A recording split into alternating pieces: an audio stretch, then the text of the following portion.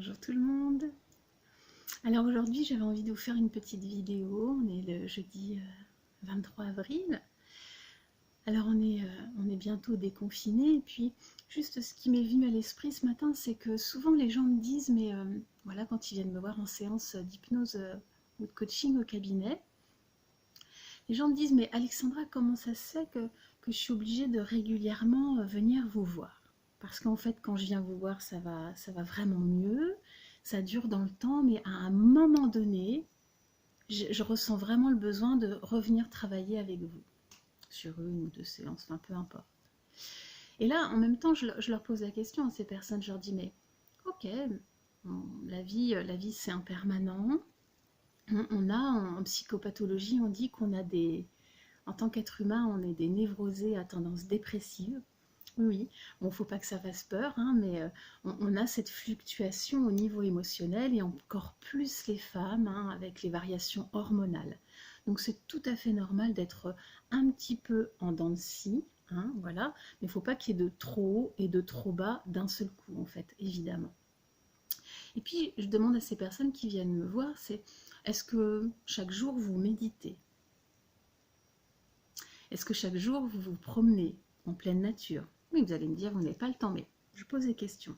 Est-ce que vous méditez chaque jour? Est-ce que vous vous promenez en pleine nature pour vous ressourcer chaque jour? Est-ce que vous faites de la cohérence cardiaque chaque jour? Est-ce que vous avez une alimentation saine et équilibrée? C'est-à-dire une alimentation où il y a peu de sucre, voire pas du tout, peu de viande, surtout pas de viande rouge, voire pas du tout, pas de café, hein, puisque la caféine est très nocive. Est-ce que vous avez tendance à ne pas être stressé? Est-ce que vous faites une activité physique régulière? Est-ce que vous vous entourez de personnes joyeuses, de personnes qui vous apportent du bien-être? Est-ce que dans votre travail, ça se passe bien et que du coup, vous n'êtes pas stressé, que vous arrivez vraiment à mettre à distance tous les problèmes? Et bien évidemment, les gens me disent que non, évidemment, ils ne font pas toutes ces choses en fait. Parce que tous les jours, il y a le quotidien, il y a les enfants parfois, il y a le conjoint, la conjointe, il peut y avoir le travail, il y a les déplacements. Donc l'idée en fait, c'est oui, faire une séance de temps en temps, ou entreprendre un chemin thérapeutique, c'est bien, mais il faut aussi arriver à trouver cette notion d'autonomie en fait. Et l'autonomie, ça passe par méditer quotidiennement, même si ce n'est que 3 minutes par jour. Prendre le temps de marcher régulièrement en pleine nature pour vous ressourcer. Avoir une bonne alimentation, une bonne hygiène de vie. Et ce que j'ai oublié aussi, c'est le tabac et l'alcool sont très nocifs et stressent l'organisme. Donc il faut éviter effectivement toutes les sources de stress au maximum. Avoir un environnement agréable dans lequel vous vous sentez bien pour vivre.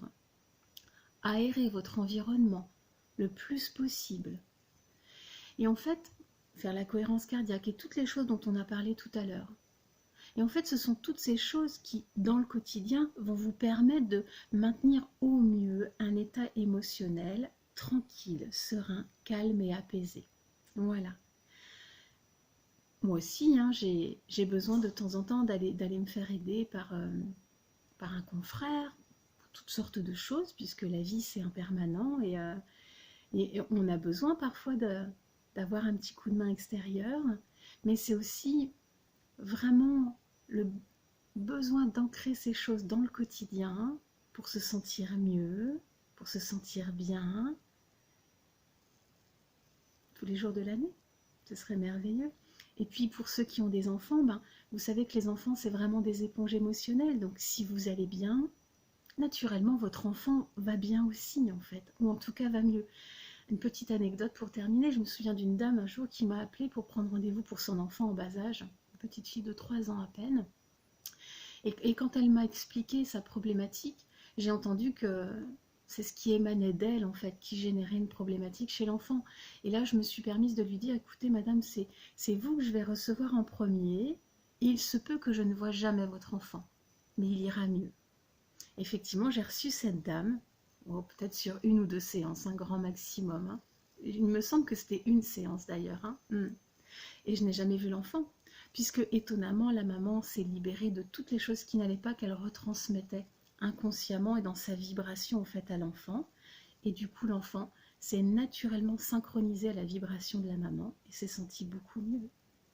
Voilà, c'était le petit clin d'œil de la journée, le petit clin d'œil de la semaine. Et puis, je vais vous apporter d'autres informations, puis je vais vous faire des séances aussi très bientôt.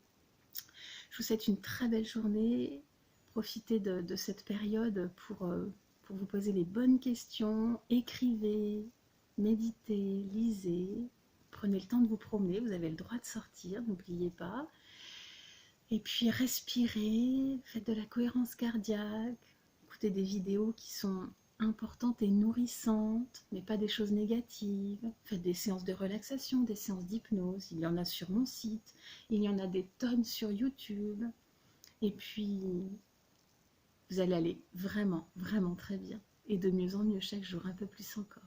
À bientôt. Bye bye.